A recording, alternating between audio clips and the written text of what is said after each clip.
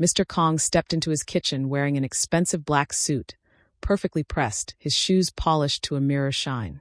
The Christmas lights hanging above the marble counters reflected off the steel appliances, creating soft patterns across the walls. From the living room behind him came the sounds of his party.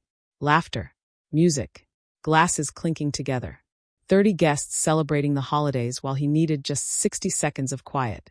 That's when he saw her. Denise stood at the counter, bent over, gripping the edge so hard her knuckles had turned white. She wore a simple black dress from a thrift store, her hair pulled back neatly. Her eyes were squeezed shut. Her whole body was tense. Pain had twisted her face into an expression she couldn't hide. The moment she heard his footsteps, her eyes flew open. She straightened up fast, dropping her hand from her face. She forced a smile that looked more like a wince. Mr. Kang's face showed nothing. Cold, blank. But his eyes saw everything. He had spent 20 years reading people to survive in his world. He knew pain when he saw it. He knew lies too. What he did in the next 48 hours would change both of their lives in ways neither of them could have predicted. But why would a man from his world care about someone like her? Before we get into this story, please hit that subscribe button right now. Tomorrow we're dropping another story you won't want to miss, and your support helps us bring you more powerful stories like this one. To all our viewers watching from the United States, Australia, Mexico, France, the United Kingdom, Canada, Brazil, Japan, Jamaica, and everywhere else around the world, thank you for being part of this community. You make this possible. Now let's get into what happened next.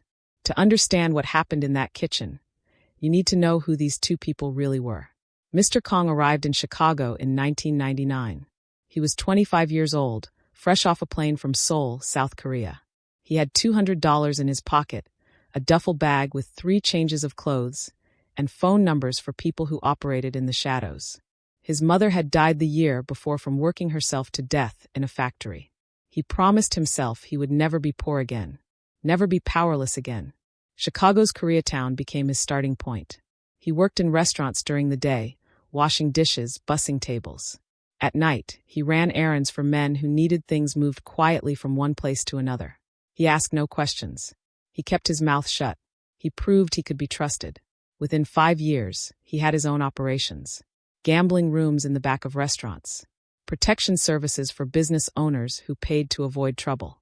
Import and export companies that didn't look too closely at what was in the containers. The money came fast. More than he had ever seen growing up in Seoul. By the time he turned 45, Mr. Kong lived on the 15th floor of a luxury building in the Gold Coast neighborhood. Floor-to-ceiling windows overlooked Lake Michigan. Marble everywhere. Furniture that cost more than most people's cars. His neighbors were lawyers, doctors, corporate executives. They nodded politely in the elevator. They smiled when they passed him in the lobby. None of them knew what he really did. None of them asked. He had money. He had power. People in certain circles respected him, or at least feared him enough to show respect. But every night, he came home to an apartment that felt like a hotel room. Empty. Cold. He ate expensive takeout alone at his dining table. He watched the city lights from his window. He went to bed wondering if this was all there was. 45 years old, and he had nobody. No wife. No children. No real friends. Just business associates who would turn on him the moment it benefited them. His mother was gone. He had cousins back in Seoul he hadn't spoken to in 10 years. Success felt like standing in a beautiful room with no doors. Denise's story was completely different, but it ended in the same kind of loneliness. She grew up on Chicago's South Side, in a neighborhood where people looked out for each other because they had to. She was smart, really smart, got a full scholarship to community college. Started studying nursing because she wanted to help people. She was good at it too. Her teachers said she had a gift for making patients feel safe. That's where she met her husband, David. He was taking night classes, working construction during the day. They got married young. Had their first son when Denise was 23, still in school. Second son came 2 years later. Money was tight, but they were happy. David worked hard. Denise kept going to school part-time, taking care of the boys, making it work. She was 2 semesters away from finishing her nursing degree when David fell from a scaffold at a construction site. 3 stories up. He died before the ambulance arrived. Denise was 31 years old with 2 boys under 5 and a mountain of bills. The construction company fought the insurance claim. Lawyers cost money she didn't have. She had to choose between fighting for what David deserved and keeping a roof over her sons' heads. She chose the roof. Nursing school went on hold. It had to. She started cleaning houses because the hours were flexible and she could work around the boys' schedules. One job became two. Two became three. The money was never quite enough, so she worked more hours. The boys grew up seeing their mother leave before sunrise and come home after dark. 12 years later, her sons were teenagers now. Good kids. Smart like their mother.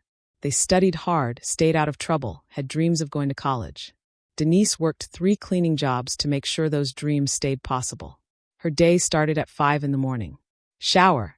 Get dressed in clothes that had been washed so many times the colors faded. Wake the boys, make sure they ate breakfast. Make sure they had everything for school. Catch the first bus at 6:15. First job was an office building downtown. Vacuum, dust, empty trash cans, clean bathrooms. Done by 9. Take a bus to the second job, a doctor's office in Lincoln Park. Same routine. Finish by 1. Take another bus to her third job. That third job was Mr. Kang's apartment in the Gold Coast. She started working for him 2 years ago. An agency sent her. They told her the client was very private, very particular, paid well but expected perfection. She showed up on time, cleaned everything thoroughly, never touched anything personal, never asked questions. Mr. Kang was usually home when she arrived. He would nod when she came in. She would nod back. He would disappear into his office or his bedroom. She would clean. 3 hours later, she would finish. He would leave an envelope with cash on the kitchen counter. She would take it, lock the door behind her, and leave. In 2 years, they had maybe 50 conversations, none longer than 2 sentences. The bathroom needs extra attention this week. Yes, sir. I'll be out of town next Tuesday. Understood, sir. That was it. She knew almost nothing about him. He knew almost nothing about her. They existed in each other's space 3 times a week, 2 people living completely different lives, connected only by the exchange of cleaning services for money. The South Side neighborhood where Denise lived was a 40-minute bus ride from the Gold Coast, but it might as well have been a different planet. Her apartment was small. 2 bedrooms, 1 bathroom. The heating didn't work properly in winter. The windows were old and let in cold air. But it was home. Her boys did their homework at the kitchen table. She cooked meals when she had the energy. They were together. The Gold Coast was a different world. Clean streets. Doormen in uniforms. People walking tiny dogs. Restaurants where a single meal cost what Denise made in a day. She moved through that neighborhood like a ghost. Invisible. Just another black woman in cleaning clothes carrying supplies. Easy to overlook. She never felt bitter about it. That wasn't who she was. She accepted her life for what it was. You do what you have to do. You work hard. You take care of your kids. You keep moving forward. Feeling sorry for yourself doesn't pay the bills. But sometimes, late at night when the boys were asleep and the apartment was quiet, she let herself remember what she used to dream about. Becoming a nurse. Helping people. Having a career instead of just jobs. She would let herself feel sad for just a minute. Then she would push it away, set her alarm for 5 in the morning, and go to sleep. 2 people. 2 different worlds. Both lonely in their own ways. Both going through the motions of life without really living. They had been in each other's presence for 2 years without really seeing each other. That was about to change. The tooth started bothering Denise 6 months before that Christmas party. Just a small crack at first. She bit down on something hard while eating dinner with her boys. Felt a little pop. Ran her tongue over it and felt the rough edge where the tooth had split. She thought maybe it would be okay. Teeth are strong, right? Maybe it wouldn't get worse. She brushed carefully around it. Avoided chewing on that side. Hoped it would just stay the way it was. It didn't. Within 2 weeks, she felt sensitivity when she drank cold water. A month later, hot coffee made her wince. By month 2, the pain started coming even when she wasn't eating or drinking anything. Just a dull ache that sat in her jaw like a weight. She knew she needed to see a dentist. She had avoided dentists for years because she didn't have insurance and appointments cost money she didn't have. But this wasn't going away. One of her sons noticed her holding her jaw at dinner. "Mom, you okay?" She smiled and lied. "Fine, baby. Just tired." That night, she looked up free dental clinics in Chicago. Found one that offered reduced cost services. Made an appointment for 3 weeks out. That was the soonest they had available. Those 3 weeks felt like 3 months. The pain got worse. She started taking pain medicine from the drugstore. 2 pills every 6 hours. They helped a little, took the edge off, made it possible to get through her workday. The dentist appointment finally came. The clinic was crowded, understaffed. She waited 2 hours past her appointment time. When the dentist finally saw her, he was kind but rushed. Took x-rays, looked in her mouth, shook his head. "You've got a pretty bad crack here," he said, showing her the x-ray. "It goes below the gum line. You need a root canal and a crown." Denise's stomach dropped. "How much does that cost?" "For both procedures?" "About $3,000. We can set up a payment plan if you need it." $3,000. Denise made about $2,000 a month from all 3 jobs combined. After rent, utilities, food, bus fare, and keeping 2 teenage boys fed and clothed, she had maybe $100 left over.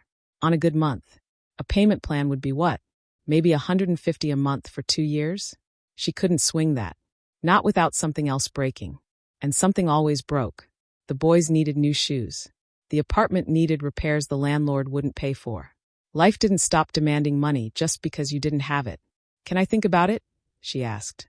The dentist looked at her the way people do when they know you can't afford what they're selling, but they're too polite to say it. "Of course, but don't wait too long. This kind of damage gets worse, not better. Infection is a real risk."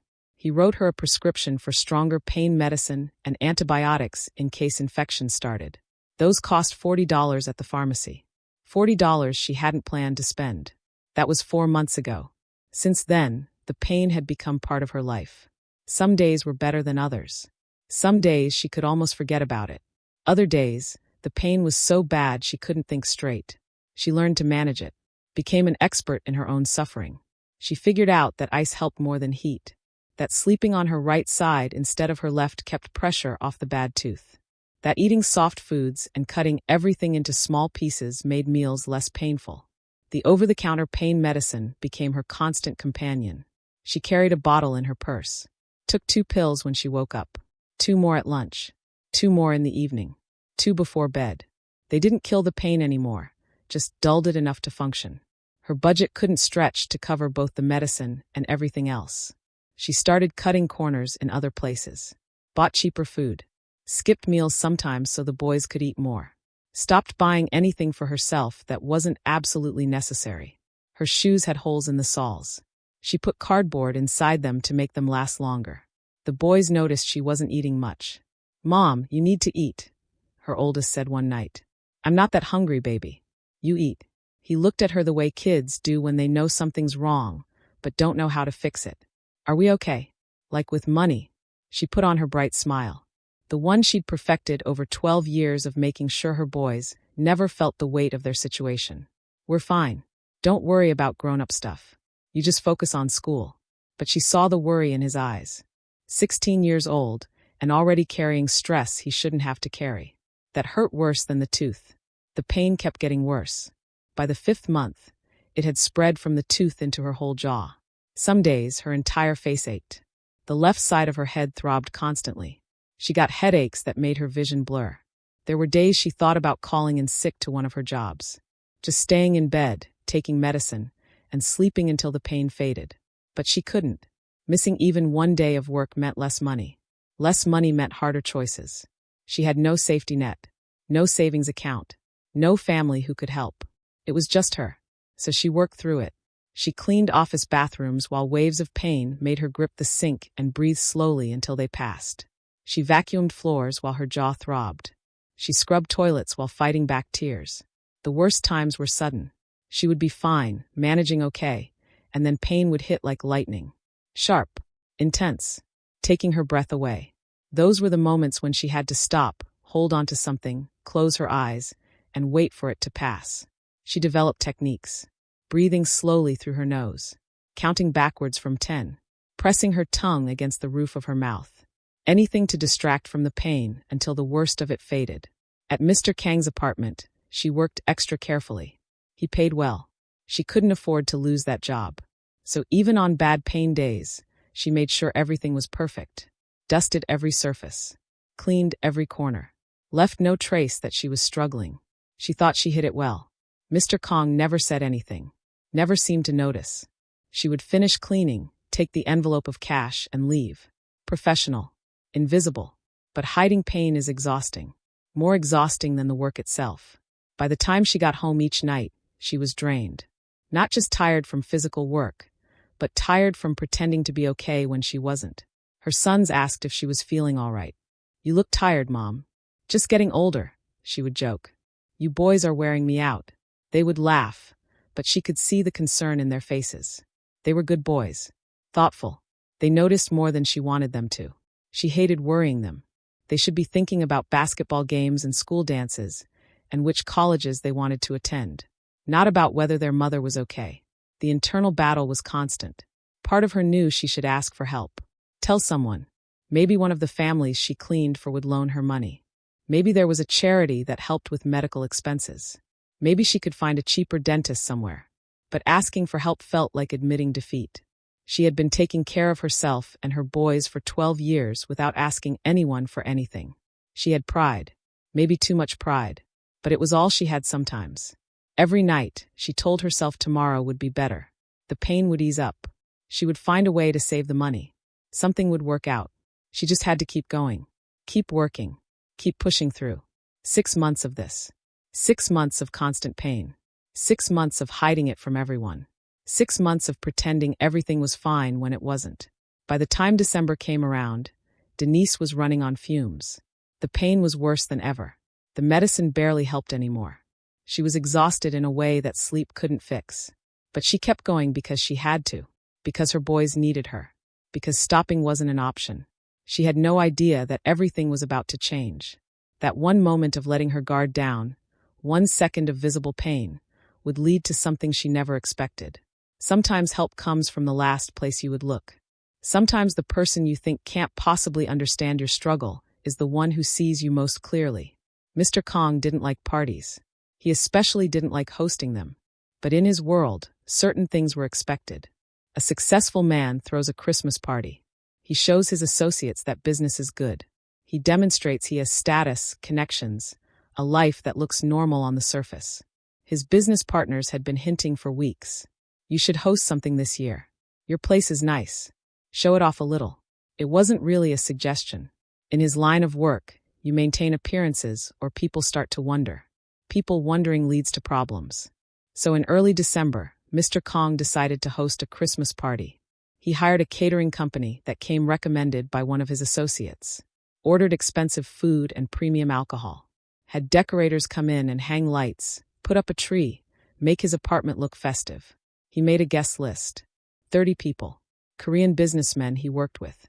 Local entrepreneurs who operated in similar circles. A few people from legitimate businesses who didn't ask too many questions about where his money came from. Everyone carefully chosen to maintain the image he needed to project. The week before the party, he thought about the serving staff. The catering company would bring people to serve food, but he wanted someone he trusted in his space. Someone who knew the apartment. Someone professional who wouldn't gossip about what they saw or heard. He thought of Denise. She had been cleaning his apartment for 2 years. Always on time. Always professional. Never nosy. She moved through his space like air, barely leaving a trace except that everything was cleaner when she left. He called her on a Tuesday evening. She answered on the second ring. "Hello, this is Mr. Kong. I'm having a party Saturday evening. I need help serving drinks and food. 6 o'clock to 10 o'clock. I'll pay you double your usual rate." There was a pause. He could hear her breathing, thinking, "Yes, sir. I can do that. Thank you. 6 o'clock. Wear black if you can." "Yes, sir." That was the whole conversation. 30 seconds, maybe. Professional. Simple. He hung up and went back to his party planning. What Mr. Kong didn't know was what that phone call meant to Denise. Double pay meant an extra $120. That was winter coats for both boys. The ones they needed because Chicago winters were brutal and their old coats were too small. Maybe even a little left over to put toward the tooth that was causing her so much pain. She hung up the phone and felt a moment of relief. A little breathing room. A little less pressure. Saturday was only 4 days away. She could handle 4 more days. Saturday came. Denise woke up at noon, which felt like luxury. She usually worked Saturday mornings at the office building downtown, but she had requested that day off weeks ago for her younger son's school event. That had been canceled, so she actually got to sleep in for once. The tooth pain was bad that morning. Really bad. She took her medicine with breakfast. Took 2 more pills at 3 o'clock. By 5, when she needed to start getting ready, the pain had settled into a dull throb. Manageable. She could work through it. She put on the black dress she'd bought from a thrift store 3 years ago for a funeral. It was simple, plain, nothing fancy, but it was clean and appropriate. She pulled her hair back into a neat bun. Put on the black flats that had holes in the soles, but looked okay from the outside. Checked herself in the mirror. Professional. Invisible. Perfect. The bus ride to the Gold Coast took 40 minutes. She arrived at Mr. Kang's building at 5:30. The doorman recognized her and waved her through. She took the elevator to the 15th floor. When she knocked, a woman from the catering company answered. The apartment was already transformed. Christmas lights hung along the windows. A tall tree stood in the corner, decorated with silver and gold ornaments. Tables were set up with white tablecloths. Everything looked expensive and elegant. "You must be Denise," the catering woman said. "Mr. Kong said you'd be helping. We need someone to manage the drink station and help pass appetizers. Can you do that?" "Yes, ma'am." "Great. Guests start arriving at 6. Denise spent the next 30 minutes helping set up, arranging glasses, making sure the bar area had everything needed, learning where things were. The catering staff were efficient and professional. They barely spoke to each other, everyone knowing their role. At 6 o'clock exactly, the first guests arrived. Mr. Kong stood near the door, greeting people. He wore a black suit that probably cost more than Denise made in 3 months. His hair was perfectly styled. He shook hands, smiled, welcomed people into his home. The guests were mostly Korean men in expensive suits. Some brought wives dressed in designer clothes. A few non-Korean business people mixed in. Everyone looked wealthy. Everyone belonged to a world Denise only saw from the outside. She moved through the crowd offering drinks. Wine, whiskey, cocktails the bartender made. People took glasses from her tray without really looking at her. She was part of the furniture. There to serve, not to be noticed. The apartment filled with conversation. A mix of English and Korean. Laughter. The kind of relaxed talk that comes when people feel successful and want everyone to know it. Music played in the background. American Christmas songs mixed with Korean pop music. The smell of expensive food filled the air. Denise worked steadily, offering drinks, collecting empty glasses, helping the catering staff bring out fresh appetizers. Her feet hurt in the cheap shoes. Her jaw ached. But she smiled when she needed to, stayed professional, kept moving. 1 hour passed. Then 2. Then 3. By 9 o'clock, Denise had been on her feet for over 3 hours. The party was still going strong. People were drinking more, talking louder, laughing harder. Nobody noticed the staff working constantly to keep everything running smoothly. The pain in Denise's jaw had been getting worse all evening. The medicine she'd taken at 5 was wearing off. She needed to take more, but her purse was in the kitchen and she hadn't had a moment to step away. At 9:15, there was finally a lull. Most guests had drinks. The food was all set out. Denise saw her chance. She slipped into the kitchen, away from the crowd. The kitchen was quiet compared to the living room. She could still hear the party, but it was muffled. She took a breath, letting her smile drop for the first time in hours. She was so tired. She went to get her purse from where she'd left it on the counter. That's when the pain hit. Not the dull ache she'd been managing all night. Something different. Sharp. Intense. Like a spike being driven through her jaw into her skull. She gasped. Her hand flew to her face. She bent over the counter, gripping the marble edge with her other hand. Her eyes squeezed shut. The pain was so bad she couldn't breathe properly. All she could do was hold on and wait for it to pass. She didn't hear Mr. Kong walk into the kitchen. Didn't know he was there until he spoke. "Are you okay?" His voice startled her. Her eyes flew open. She saw him standing in the doorway, watching her. She straightened up immediately, dropping her hand from her face. Forced her expression into something neutral. Tried to smile even though her jaw was screaming. "Yes, sir. I'm fine. Just tired." But Mr. Kong didn't move. Didn't look away. His face was unreadable. That cold, blank expression he always wore. But his eyes were different. They were looking at her. Really looking. Not through her like she was invisible, but at her like he actually saw her. He had come to the kitchen to escape his own party. Needed a minute away from forced conversation and fake smiles. Wanted 60 seconds of quiet in his own home. Instead, he found his cleaning lady bent over the counter, her whole body tense with obvious pain. For 2 years, she had been part of his routine. She came, she cleaned, she left. He never thought about her life outside his apartment. Never wondered what she dealt with when she wasn't making his space spotless. She was a service, not a person. But seeing her in that moment, trying so hard to hide pain she was clearly in, something shifted. He saw her, really saw her. A woman pushing through something difficult because she had to. A woman who didn't complain, didn't ask for help, just kept working no matter what. It reminded him of his mother. The way she used to come home from the factory, exhausted and hurting, but still make dinner and help him with homework and never let him see how much she struggled. The party noise continued in the other room. Laughter, music, glasses clinking. 30 people celebrating, completely unaware that in this kitchen, something important was happening. Mr. Kong made a choice in that moment. He could walk away. Pretend he hadn't seen anything. Let her maintain her professional mask. Go back to his party and forget about it. But he didn't. "You are in pain," he said. Not a question. A statement. Denise stood frozen. Her hand was still near her face, halfway between touching her jaw and dropping to her side. She didn't know what to say. In 2 years of working for this man, they had barely spoken. Now he was looking at her like he actually expected an answer. A real answer. "It's nothing, sir," she said quietly. "Just a toothache. I took medicine. I can keep working."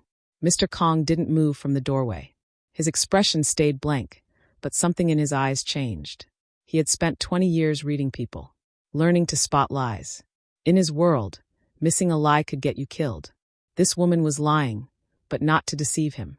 She was lying to protect herself, to keep her job, to maintain the professional distance that kept her safe. He understood that kind of lying. He did it every day. "How long?" he asked. Denise blinked. "Sir, how long have you had this toothache?" She looked down at the marble counter.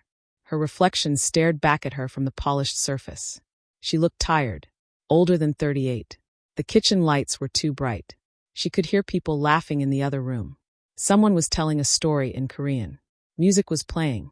Everything felt too loud suddenly. "A few months," she said. It came out as a whisper. "Have you seen a dentist?"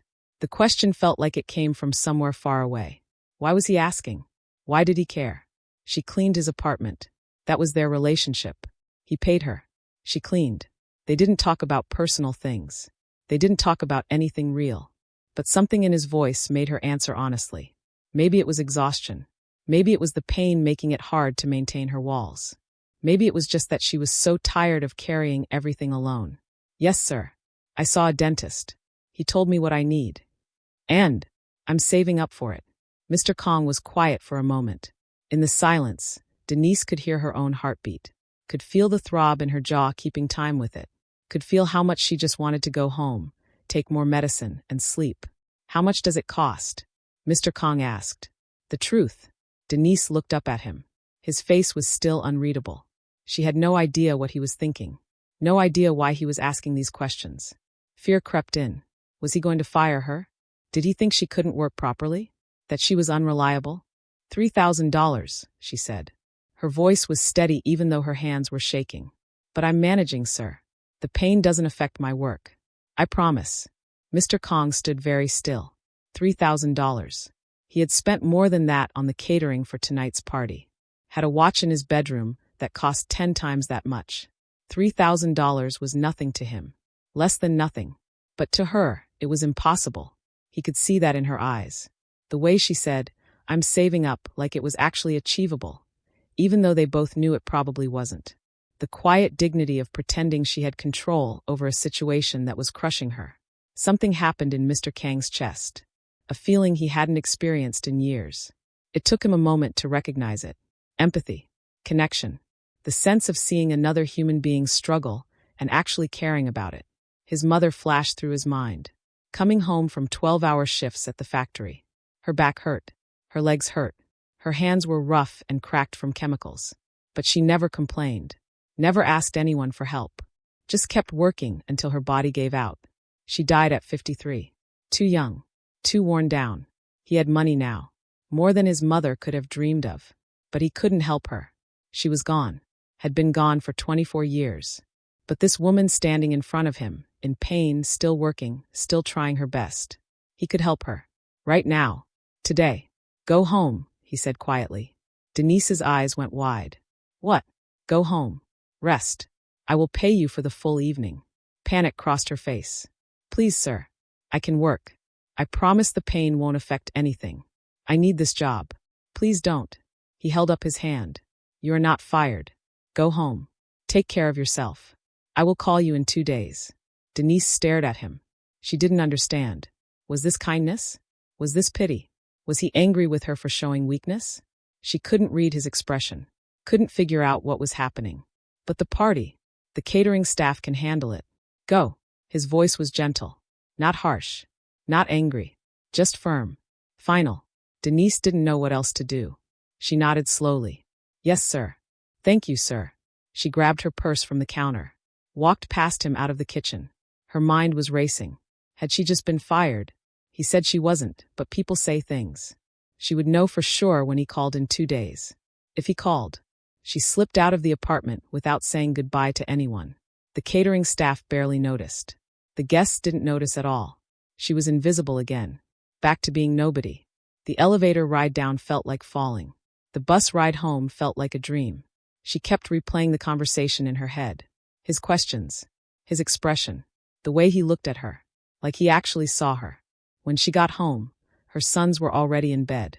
It was only 9:45. She usually didn't get home until after 10. The apartment was quiet. She took more medicine. Changed into pajamas. Lay in bed staring at the ceiling. What had just happened? She had no idea.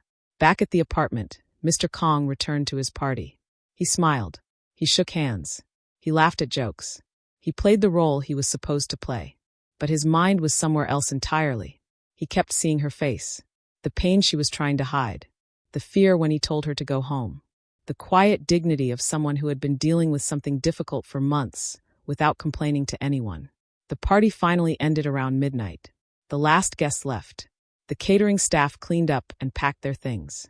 By 12:30, Mr. Kong was alone in his apartment. The Christmas lights were still on. The tree stood in the corner, decorated and perfect. Empty glasses sat on tables waiting to be collected. The whole place smelled like expensive food and alcohol. Mr. Kong sat on his couch in his expensive suit in his expensive apartment and felt more alone than he had in years. The party had been successful. People had enjoyed themselves. He had maintained his image. Done what was expected. But what was the point? What was any of this for? He thought about the people at the party. What did they talk about? Business deals. Money. Who was buying what? Who was making moves? All surface. All meaningless. He had spent 4 hours with 30 people and hadn't had one real conversation. Hadn't connected with a single person. But in the kitchen, for 3 minutes, he had seen something real. Someone real.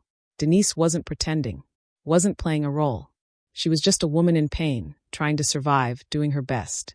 And he had more money than he could spend in 3 lifetimes. Sitting in an empty apartment. Surrounded by expensive things that meant nothing. Living a life that looked successful, but felt hollow. What was he doing with all this power? All this money? Was he just going to keep accumulating until he died alone like his mother did? Keep taking from the world, and never giving anything back? He sat there until 2 in the morning. Thinking. Questioning. Feeling things he had pushed down for 20 years because they were inconvenient. Dangerous. Weak.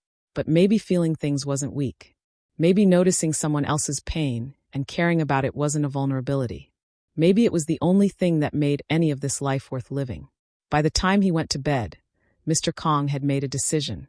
He didn't have all the details figured out. Didn't know exactly what he was going to do. But he knew one thing for certain. He was going to help Denise. And maybe in helping her, he would help himself figure out what kind of man he actually wanted to be. Sunday morning, Mr. Kong woke up at 6. He had barely slept. His mind kept going back to that moment in the kitchen. Denise gripping the counter. The pain on her face. $3,000 standing between her and relief. He made coffee and sat at his dining table with his phone. Started making calls. He had connections all over Chicago. People who owed him favors. People who knew people. By noon, he had what he needed. A dentist on the south side. Good reputation. Took patients who needed payment help. Mr. Kong made it clear he would pay whatever it cost. Cash. No questions. The dentist agreed to see Denise on Thursday.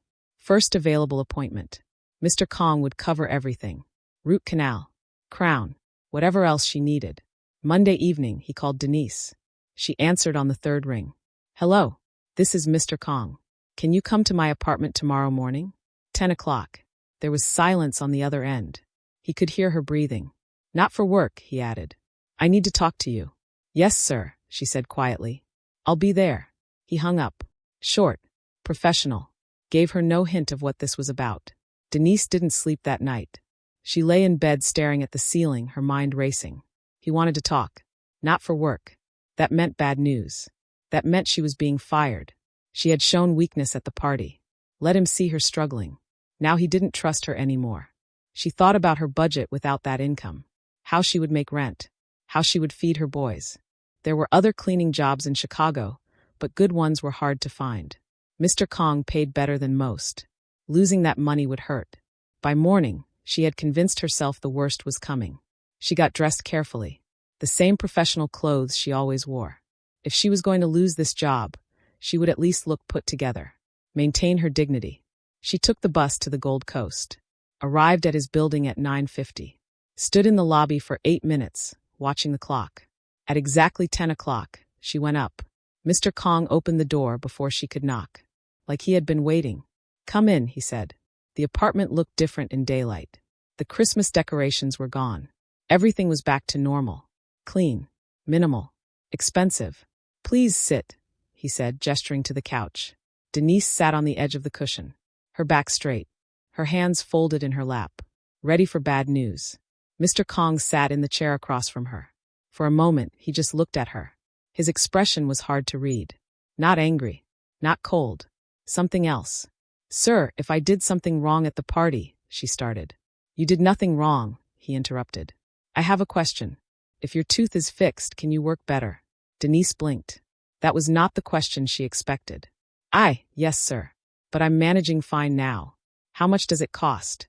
You told me $3,000. Is that correct? Yes, sir. But I'm saving up. I'll have it soon. The lie tasted bitter. They both knew it wasn't true. Mr. Kong leaned forward slightly. I will pay for it. The words hung in the air. Denise stared at him. Her brain couldn't process what he just said. What? I will pay for your dental work. All of it. I have arranged an appointment for you this Thursday with a very good dentist. He is in your neighborhood. He will fix your tooth. Whatever it costs, I pay. Denise felt like the floor had dropped out from under her. I can't accept that, sir. That's too much money. I can't pay you back. I am not asking you to pay me back. But why? The question burst out of her, louder than she meant it to be. Why would you do this? You don't know me. I just clean your apartment. Why would you spend that kind of money on me? Mr. Kong was quiet for a long moment. He looked down at his hands. When he spoke, his voice was softer than she had ever heard it. My mother worked very hard when I was young.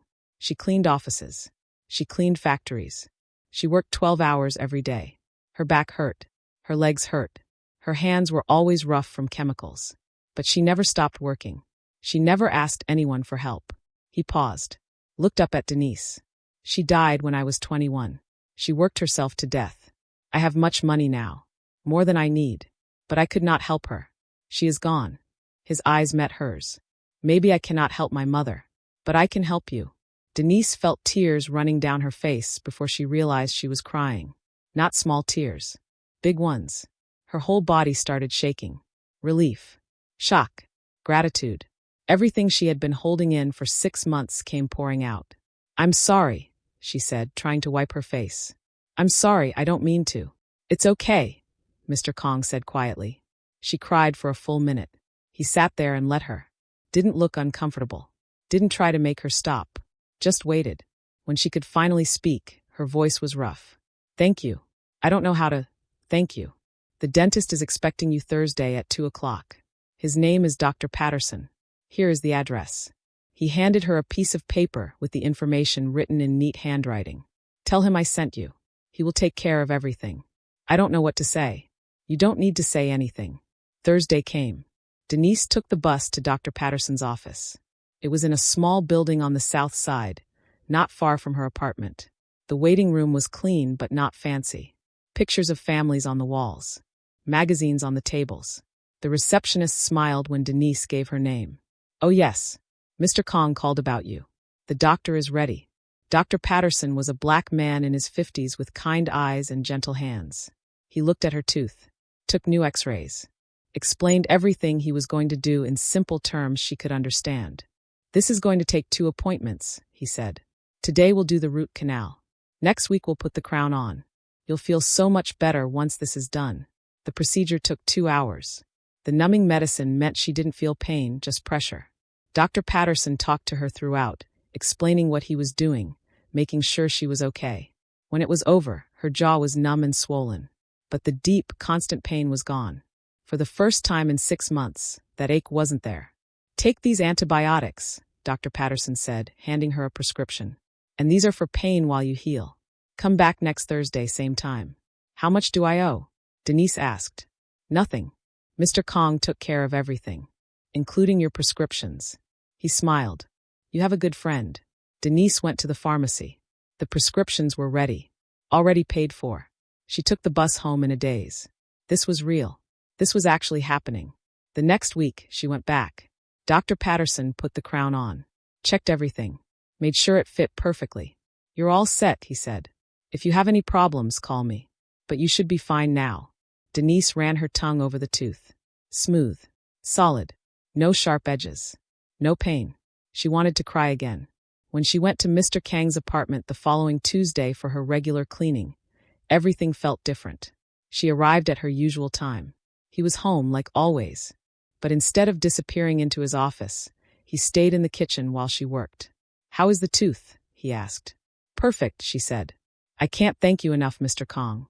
You changed my life." He nodded. "I am glad." For the first time in 2 years, they actually talked. Not long, just a few minutes. But it was real conversation. He asked how her sons were doing. She told him about their school, about their dreams of going to college. Something had shifted. The wall between employer and employee was still there, but it had a door in it now. A way through. Denise didn't know it yet, but this was just the beginning. Mr. Kong had started something he couldn't stop.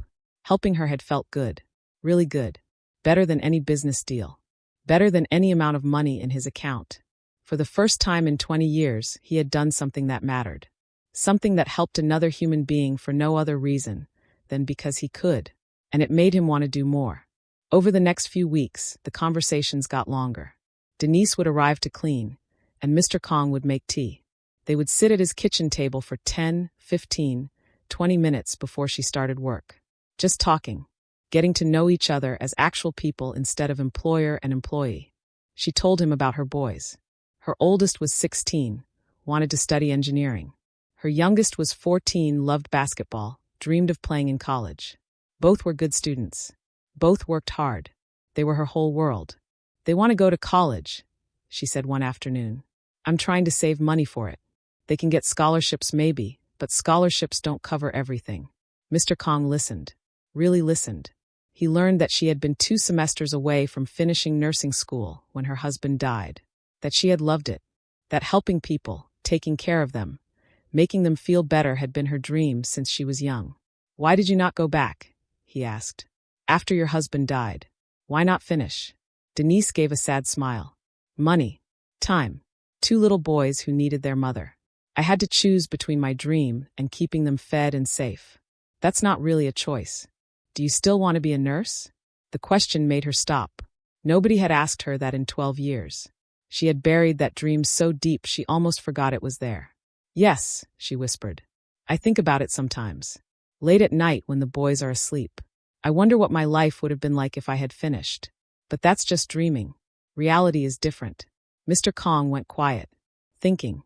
That night, after Denise left, he sat in his apartment alone. He thought about his own life. 20 years in Chicago. 20 years building an empire in the shadows. Moving money. Making deals. Accumulating power and wealth. For what? To sit alone in an expensive apartment feeling empty? He had spent 2 decades taking from the world. Taking opportunities. Taking money. taking whatever he could get to build his empire. And what had it gotten him? Loneliness. A life that looked successful on the outside, but felt hollow on the inside. What if he spent the next 20 years differently? What if instead of taking, he gave? Instead of accumulating, he helped? Instead of building walls, he built connections? The idea scared him. He wasn't a good man. He had done things he wasn't proud of. Hurt people. Made choices that benefited him at others' expense. Could someone like him really change? Did he deserve to? But he thought about his mother. She had been good. She had worked herself to death to give him a chance at a better life. She never got to see him successful. Never got to benefit from the money he made. She died tired and poor and alone. He couldn't change that. But maybe he could honor her memory by being the kind of person she had raised him to be. Before life got hard. Before he had to make difficult choices to survive. 2 weeks later, Mr. Kong asked Denise to sit down before she started cleaning. "I have an offer for you," he said. "I want to pay for you to finish nursing school." Denise stared at him. "What? You have 2 semesters left. I will pay your tuition. I will pay for your books. Whatever you need. You go back to school. Finish your degree. Become a nurse like you wanted." I can't accept that. You already paid for my tooth. That was too much already. This is not about what you can accept. This is about what you deserve. You deserve to finish what you started. You deserve to live your dream. Denise was shaking her head. "Even if you paid for school, I still have to work. I have bills. I have my sons. I can't just stop working and go to classes. You will work for me. Part-time. Managing my household. Helping with things I need help with. I will pay you a salary. Enough to cover your bills. You quit your other 2 jobs. Focus on school. That's too much. You're offering too much. Why would you do this?" Mr. Kong looked at her directly. "Because I have more money than I will ever use. Because it is just sitting in accounts doing nothing. Because helping you feels better than anything I have done in 20 years. Let me do this. Please." The please broke something in Denise. This powerful man, this man who owned buildings and ran businesses and lived in a world she couldn't even understand, was saying please to her. She cried again. Seemed like all she did lately was cry in his apartment. But these were good tears. Hope tears. Tears that came from believing maybe, just maybe, her life could actually change. "Okay," she whispered. "Okay. Thank you." The next week, Denise gave notice at her other 2 cleaning jobs. The office building. The doctor's office. Places she had worked for years. It felt scary. Like jumping off a cliff. But also like flying. She enrolled in classes at the community college for the spring semester. It had been 12 years since she sat in a classroom. 12 years since she studied or took notes or worried about exams. She was terrified. What if she had forgotten everything? What if she couldn't keep up? But the first day of class, when she sat down with her notebook and pen, something clicked. This was where she was supposed to be. This felt right. All those years of waiting, of dreaming, of hoping had led to this moment. Mr. Kang's life was changing too, but in a different way. Helping Denise had opened something in him. A door he thought was locked forever. He started looking at his businesses differently. At the choices he made. At the person he had become. He began slowly pulling back from the darker parts of his empire. The gambling operations. The protection services. The deals that existed in gray areas of the law. It wasn't easy. You don't just walk away from that world. People ask questions. People get suspicious. But Mr. Kong was smart. Strategic. He had spent 20 years building relationships and leverage. He used those same skills to extract himself. Sold off some operations. Handed others to associates. Slowly, carefully, methodically separating himself from anything that could cause problems. At the same time, he started investing in legitimate businesses. Real estate. Small companies that needed capital. Things that were legal and clean and wouldn't keep him up at night. The transition took months. There were difficult conversations. Tense meetings. A few people who didn't want to let him go. But Mr. Kong had always been good at reading situations. At knowing when to push and when to back off. At navigating complicated politics. He had a reason to do this now. For the first time in his life, he had a reason to be better. Not just for himself, but because someone was watching. Denise was building a new life with his help. How could he ask her to be better, to chase her dreams, if he wasn't willing to do the same? Every Tuesday and Thursday, Denise came to his apartment. She managed his household, organized his schedule, took care of things that needed attention. But mostly they talked. She told him about her classes, about studying late at night after her sons went to bed, about the excitement of learning again. He told her about his businesses, about trying to change, about how hard it was to leave behind everything he had built, even when he knew it was the right thing to do. They became friends, real friends, not employer and employee, not rich man and poor woman, just two people who had found each other at the exact moment they both needed to be found. Mr. Kong met her sons. They came to his apartment one Saturday to help move some furniture. Polite young men, smart, respectful. They looked at their mother with obvious love and pride, looked at Mr. Kong with curiosity and gratitude. "Thank you for helping my mom," the oldest said, shaking his hand. "She works so hard. She deserves this." Mr. Kong felt something in his chest. Pride. Not in himself, but in them. In her. In what she had built despite everything working against her. "Your mother is the strongest person I know," he said. "You should be proud of her." "We are," both boys said at the same time. Months passed. Denise finished her first semester back. All A's. She cried when she saw her grades. Mr. Kong took her and her sons to dinner to celebrate. A nice restaurant in downtown Chicago. They sat together like family, laughing, talking, making memories. Mr. Kong looked around the table and realized something. This was what had been missing. This connection. This feeling of being part of something bigger than himself. He had been so focused on accumulating wealth and power that he forgot what actually mattered. People, relationships, helping someone else's life get better and watching them grow. His apartment didn't feel empty anymore. He had people he cared about, people who cared about him, not because of his money or his power, but because of who he was choosing to become.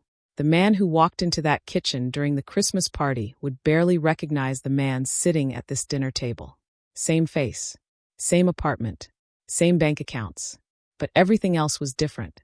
He had found purpose, and it had changed everything. Mr. Kang's transformation didn't stop with Denise. Once he started helping, once he saw how much difference he could make in one person's life, he couldn't stop. It was like something inside him had woken up after sleeping for 20 years. He started investing in real estate on the South Side, not the Gold Coast, not downtown where property values were already high. The neighborhoods where Denise lived, where working people struggled to find affordable housing, where landlords let buildings fall apart and charged too much rent anyway. He bought his first building in March, a 3-story apartment building with 12 units. The previous owner had let it deteriorate. Broken windows, leaking pipes, heat that barely worked in winter. Tenants were paying $800 a month to live in conditions nobody should accept. Mr. Kong hired contractors, fixed everything, new windows, new plumbing, new heating system, painted the whole building inside and out. When the work was done, he kept the rent at $800. Didn't raise it even though he could have charged twice that much. His accountant thought he was crazy. You'll barely break even at that price. After maintenance and property taxes, you're making almost nothing.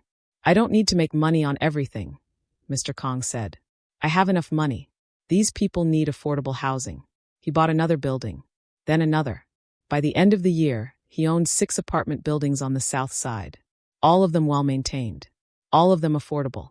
When tenants struggled to pay rent, he worked with them instead of evicting them.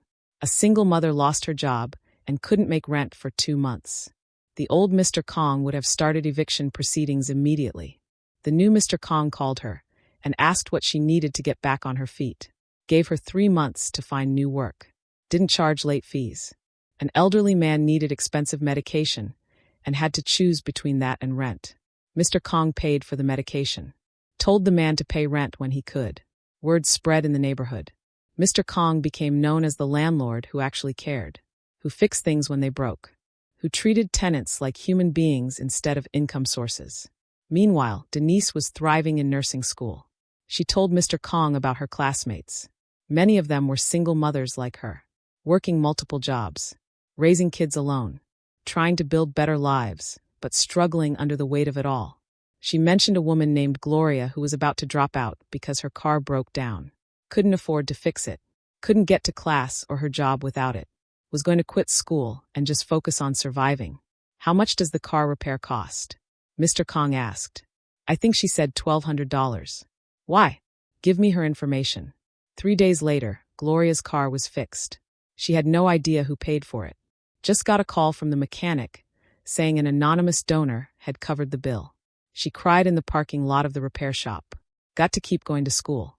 Got to keep working toward her nursing degree. Denise knew it was Mr. Kong. She tried to thank him. Don't thank me, he said. Just tell me when you hear about others who need help. It became a pattern. Denise would mention someone struggling.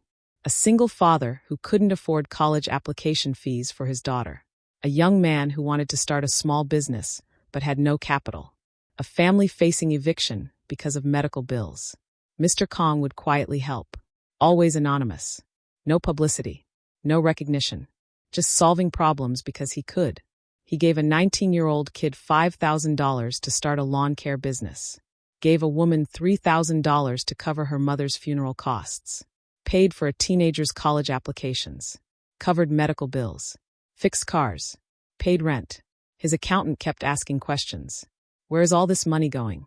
These aren't business expenses. Private investments, Mr. Kong would say. And in a way they were. He was investing in people. In futures. In the belief that everyone deserved a chance. The strangest thing was how it made him feel.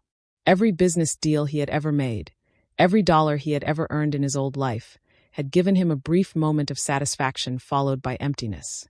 But helping people, that feeling lasted. That feeling grew. He slept better. Felt lighter. The weight he had carried for 20 years was lifting. He was becoming someone he actually liked. Someone his mother would have been proud of. Denise noticed the change in him. You seem different, she said one afternoon. Happier. I am different, he admitted. You did this. You showed me what matters. I didn't do anything. You showed me what real strength looks like. What real dignity looks like. You changed my life as much as I changed yours. The friendship between them deepened. They talked about everything. His childhood and soul. Her memories of her husband. His regrets about the life he had lived. Her fears about the future. They trusted each other in a way neither of them trusted many people. Her sons started calling him Uncle Kong. He took them to basketball games. Helped them with college preparation. Became part of their family in a way that felt natural and right. Time moved forward. Semesters passed. Denise finished her second semester. Then her third. Then her final semester. She was actually going to graduate. Actually going to become a nurse. The dream she had set aside 12 years ago was coming true. May 2021. Graduation day. Denise put on her cap and gown in her small apartment. Her sons helped her adjust the cap, took pictures, told her how proud they were. She looked at herself in the mirror and barely recognized the woman staring back. Not because she looked different, but because she looked happy. Really, truly happy. The graduation ceremony was held at a community center on the south side. Families packed the room. Folding chairs in rows. A small stage at the front. Nothing fancy, but it didn't need to be. This was about achievement. About people who had worked hard and made it through. Mr. Kong sat in the audience between Denise's two sons. Both boys were in college now. The oldest at a state university studying engineering. The youngest had gotten a basketball scholarship. Mr. Kong had helped with application fees and expenses that scholarships didn't cover. Quiet help. The kind that made things possible. He watched Denise walk across the stage when they called her name. Watched her accept her nursing diploma. Watched her smile so bright it could have lit the whole room. The audience clapped. Her sons cheered loudly. Mr. Kong clapped too, feeling something he had never felt before. Pride. Not in a business deal or an acquisition or a successful negotiation. Pride in another person's achievement. Pride in having been part of someone's journey. Pride in having helped make this moment possible. After the ceremony, families gathered outside taking pictures. Denise found Mr. Kong in the crowd. Hugged him tight. I did it, she said, tears streaming down her face. I actually did it. You did it, he agreed. I am so proud of you. I couldn't have done this without you. You changed my life. You gave me back my dream. I will never be able to thank you enough. Mr. Kong shook his head. You already thanked me. You showed me what real strength looks like. You showed me that change is possible. You showed me what kind of person I want to be. I should be thanking you. They stood there for a moment. Two people from completely different worlds who had found each other at exactly the right time. Who had changed each other's lives in ways neither of them expected. Denise's sons came over with a camera. Picture time. Everyone get together. Mr. Kong stood with Denise and her boys. For people who had become a family. Not by blood, but by choice. By showing up for each other. By caring. The camera clicked. Captured a moment of pure joy. A moment that represented everything good that can happen when we actually see each other. When we choose kindness over indifference. When we use what we have to help instead of just accumulate. That photo would sit on Mr. Kang's desk for years. A reminder of the day everything changed. Not the Christmas party. Not the moment in the kitchen. But this day. The day he saw the fruit of choosing to be better. The day he understood that helping one person can change the world. Maybe not the whole world. But their world. And that's enough. Today, Denise works as a registered nurse at a hospital on Chicago's South Side. The same neighborhood where she grew up. The same streets where she struggled for so many years. But now she walks those streets differently. With purpose. With pride. With the knowledge that she made it. She loves her job. Loves helping patients who remind her of herself. People who are struggling. People who are scared. People who need someone to see them as human beings. Not just medical cases. She treats every patient with the same dignity and respect she wished for during all those years of being invisible. Her sons are doing well. Both in college. Both working hard. Both building lives that make her proud. They call her every week. Come home for holidays. Bring friends to meet her. Tell everyone about their mom who went back to school at 38 and became a nurse. And Mr. Kong? He's still her friend. They talk regularly. Have dinner once a month. He's become family in a way that goes beyond any formal definition. Uncle Kong. The man who saw her pain and chose to care. Mr. Kang's life looks completely different now. He successfully transitioned out of his old world. It took 3 years. 3 difficult years of careful moves and strategic exits. But he did it. The gambling operations are gone. The protection services are gone. Everything that existed in the shadows is gone. He runs legitimate businesses now. The real estate holdings on the South Side. Investment companies. Import-export businesses that actually follow every law. He makes less money than before, but he sleeps better. Lives better. Feels better. His private investments continue. That's what he calls the quiet help he gives to people who need it. Someone struggling with medical bills. A family about to lose their home. A young person who needs a chance. He helps because he can. Because it brings him peace in a way nothing else ever has. The emptiness that filled his Gold Coast apartment for so many years is gone. He has friendships now. Real ones. People who care about him, not his money or power. He has Denise and her sons. He has the tenants in his buildings who know him as a good landlord. He has the people he's helped who remember his kindness. He's 60 now. Looking back at his life, he sees it in 2 parts. The first 45 years, he spent accumulating, taking, building walls. The last 15 years, he's spent giving, helping, building connections. The second part is shorter, but it means more. So what can we learn from this story? What can we take from this and use in our own lives? First, pay attention to the people around you. Really pay attention. Mr. Kong could have walked out of that kitchen, could have ignored what he saw, could have stayed in his comfortable bubble. But he stopped. He noticed. He saw someone struggling and chose to acknowledge it. How many people around us right now are in pain? How many are struggling silently? The person who serves you coffee, who delivers your packages, who cleans your office. They're not background characters. They're real people fighting real battles. When we slow down and actually see them, we create opportunities for connection, for help, for change. Second, your past doesn't determine your future. Mr. Kong spent 20 years in a world most people would judge harshly. He made choices he wasn't proud of. But he wasn't stuck there forever. When he found a reason to change, he did. It was hard. It took time. But it was possible. Maybe you've made mistakes. Maybe you've gone down paths you regret. Maybe your life looks one way on the outside, but feels wrong on the inside. It's not too late. You can make different choices starting today. You can become someone different. Someone better. Third, real strength isn't about power or control. Denise had no power. No money, no connections. But she had strength. The strength to keep going when everything was hard. The strength to maintain her dignity when life had knocked her down repeatedly. The strength to still care about doing good work even while she was suffering. Mr. Kong recognized that strength because he didn't have it. He had power, but that's different. Real strength is quiet. It's the single parent working 3 jobs. It's the person dealing with chronic pain, but still showing kindness to others. It's anyone who faces genuine hardship and doesn't give up.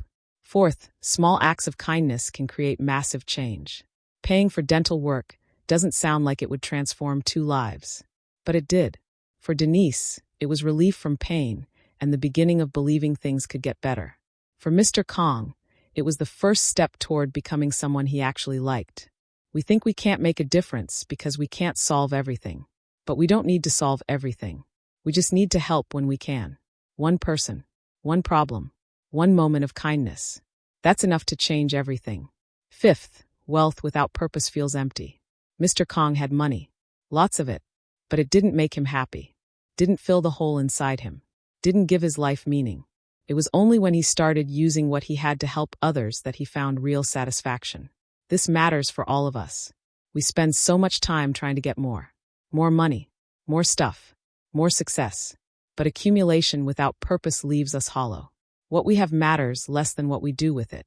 Whether you have a lot or a little, using it to help others brings more fulfillment than keeping it just for yourself. Sixth, everyone has something to give. You don't need to be rich to make a difference.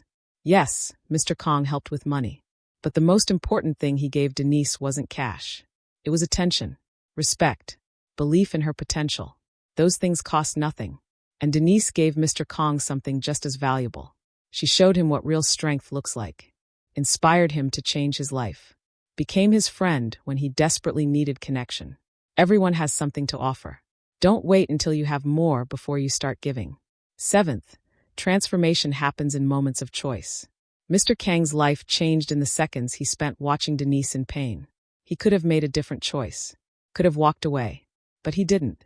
He chose to care, and that choice changed everything. We face these moments every day. Do we notice or ignore? Do we help or walk past? Do we see people as human beings or just functions? The choices we make in these small moments shape who we become and determine our impact on the world. The truth is, we all have power to make a difference right now. Today. Not someday when we have more money or time or resources. Right now. By paying attention. By caring. By helping when we can. What moments are we missing in our own lives? Who around us needs to be seen? Who needs help? Who needs someone to believe in them? This story happened because one man chose to notice. Chose to care. Chose to help. That's all it takes. Just one person deciding that another person's struggle matters. That their pain is worth acknowledging. That their dreams deserve support. You can be that person. Starting today.